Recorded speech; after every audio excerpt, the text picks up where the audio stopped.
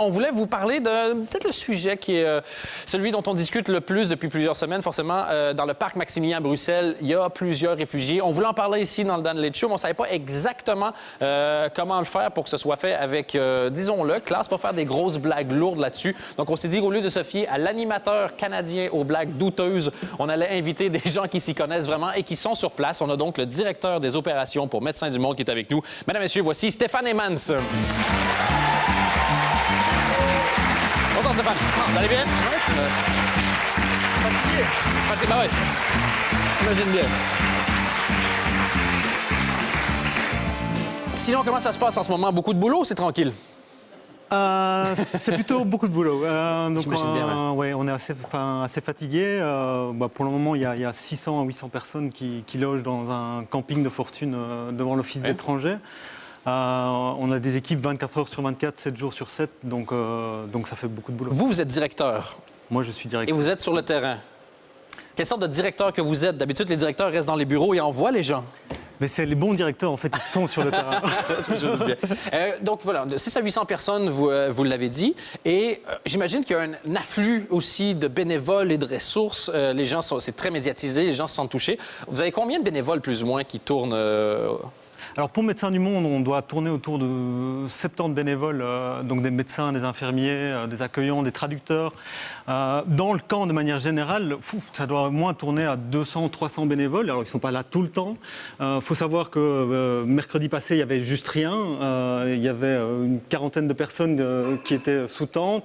Et là, aujourd'hui, 600 personnes avec une logistique, des toilettes, des douches, de la nourriture. Il y a une école qui s'est créée. Ah oui? Oui. Est-ce que les gens se sont inscrits? Ou il y a une école qui s'est créée, les gens ont fait « Nope! » Moi, ce serait un peu dommage. Non, il y a des... malheureusement, il y a des familles avec des enfants. Oui. Et donc il y a une petite école qui s'est créée.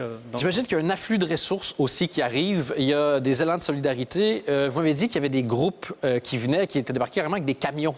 Oui, tout à fait. Donc, quelque part, dans ce malheur, il y a une réaction du public qui est gigantesque, qui fait chaud au cœur.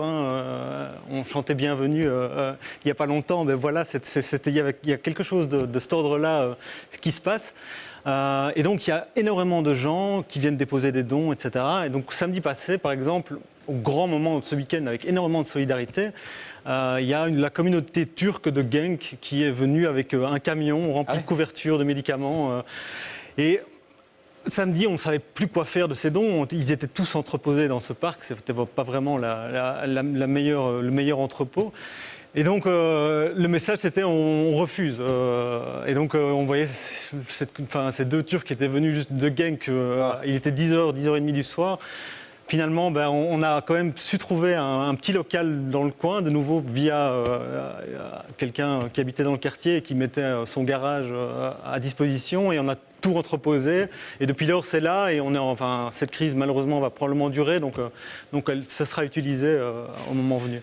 Et c'est une information, des fois, qui circule. On dit que quand une crise est médiatisée, il y a un afflux de bénévoles et de ressources, au point où parfois, c'est trop pour les gens qui peuvent gérer. Est-ce que vous avez trop de gens qui veulent aider pour l'instant ou tout ce que vous pouvez prendre est bon à prendre? Globalement, pour l'instant, il y a beaucoup, mais on arrive à stocker. Maintenant, il y a de nouveau un particulier qui nous a mis un stock de 1000 m² à disposition. Et donc, on stocke parce que, malheureusement, cette crise risque de durer. Vous êtes sur place, vous êtes souvent donc, dans le parc. Vous entendez beaucoup de gens faire des commentaires, de gens qui ne sont pas dans le parc. Comment est-ce que vous ressentez les choses, vous? C'est quoi le sentiment qui prime? C'est quoi l'ambiance dans le parc pour des gens qui ont une situation forcément extrêmement difficile? Mais c'est quoi ce qui se dégage? Qu'est-ce qui émane de tout ça? Pour le moment, je trouve que c'est juste un grand message de solidarité. Donc, quand on voit tout ce qui se passe autour, à cause de l'initiative citoyenne, il y a un camp qui a été créé et qui tourne avec de la nourriture, des vêtements, des douches, etc., 24 heures sur 24. Donc, ça fait juste, quelque part, chaud au cœur. Il y a des activités dans le camp? Alors, il y a toute une série d'activités. Donc, il y a un dispensaire de Médecins du Monde où on fait des activités médicales. Il y a la distribution de nourriture, il y a la distribution de vêtements. Il y a cette école.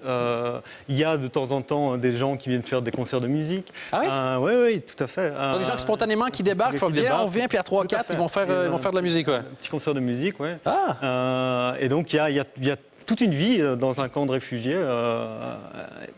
Malheureusement, mais il y a plein de choses qui se passent. Malgré la difficulté, malgré la misère, il y a des choses jolies qui peuvent se passer. Tout à fait. Ça me fait vraiment plaisir que vous ayez pris un peu de votre temps et je sais que vous allez retourner probablement fissa pour pouvoir donner un coup de main, mais pour qu'on puisse en parler et que vous puissiez nous dire ce qui se passe, vous qui êtes sur place. Ouais. Et si on veut vous aider, toutes les infos, j'imagine que c'est sur votre site Internet? Oui, tout à fait. Donc, si vous avez envie de donner un coup de main, vous avez envie de participer à l'effort de solidarité, donc www.médecindumonde.be, c'est bien ça? Oui.